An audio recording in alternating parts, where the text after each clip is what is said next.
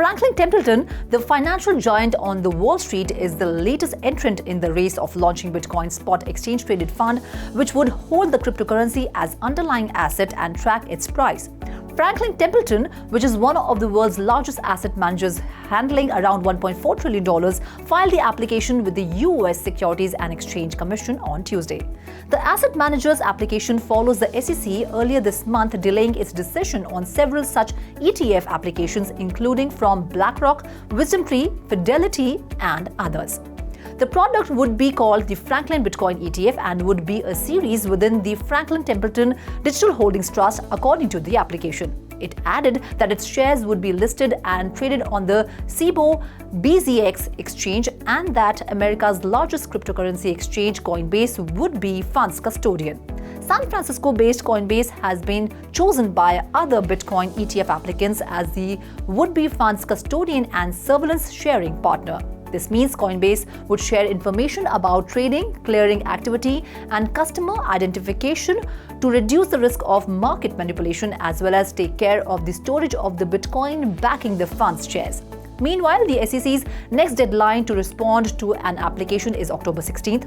However, it can again choose to delay. Sam Bankman-Fried, the founder of FTX, will have to continue putting up his case while inside after a US federal judge denied his request for a temporary release. In rejecting Bankman-Fried's several applications for a pre-trial release, Judge Lewis Kaplan found on Tuesday that the former FTX CEO was in a predicament of his own creating. After his arrest, Bankman-Fried was given a bond release. However, the Southern District of New York Court withdrew that release last month after concluding that the defendant had attempted to obstruct witnesses on at least two separate occasions.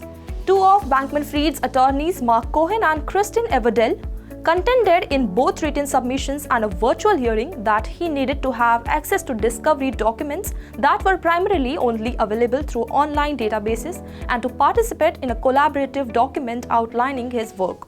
The court expressed his skepticism in his ruling, stating that neither Bankman-Fried nor any other defendant has a right to review each and every item of provided information. Defendant is represented by a substantial team of extremely able written lawyers, he wrote. Arguments that Bankman-Fried needed more time each day to concentrate on his defense did not convince him either. The court approved the request of the prosecution and defense for a September or October trial date. The trial is now scheduled to start on October 3rd, but the defense team has the opportunity to ask for a postponement, the judge said. According to two persons with the knowledge of the situation, London-based HSBC, one of the biggest banks in the world, is collaborating with Bitcoin custody technology company Fireblocks. Fireblocks has expertise dealing with major institutions and specializes in Bitcoin safeguarding technologies like multi-party computation. Early in 2021, BNY Mellon and BNP Paribas both chose Fireblocks as their custody technology vendor of choice.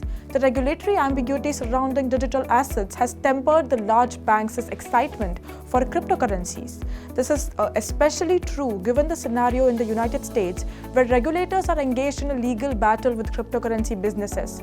Financial institutions in regions like Europe and Asia may have an edge over the American counterparts due to this lack of transparency. HSBC, which holds about $3 trillion in assets, lets customers of its Hong Kong branch trade in Bitcoin and Ethereum exchange-traded funds. In July, the HSBC-owned Hang Seng Bank, also in Hong Kong, stated that while approved crypto firms can create a bank account, they will only be able to receive a simple one. Despite this, the bank still appears to be somewhat wary about cryptocurrencies, at least publicly. That's it in today's special segment. For more such updates, follow 3.0 TV or log on to our website www.3versetv.io or scan the QR code to know more.